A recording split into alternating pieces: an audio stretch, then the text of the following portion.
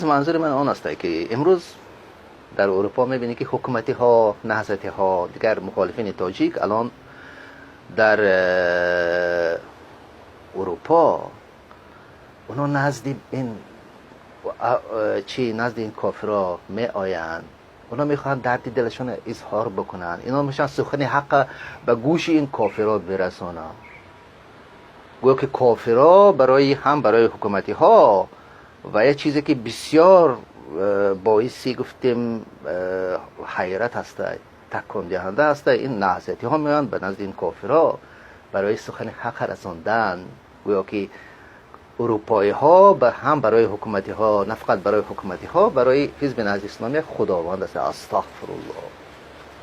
و این ببینید ای نهضتی ها، ببینید این کافرها، من قبلا گفتم سکس میکنه، غسل نمیکنه، با همون بوی با همون چیزا آلوده میآید نزد شما و شما در روبروی اونا میخواهید سخن حق به اونا برسونید. متوجه بشید امورین مسلمان نشده نهضتی ها. ما نباید به نزد این کافرها بریم درد دل بکنیم، ما باید در روبروی خداوند درد دل بکنیم. ما نباید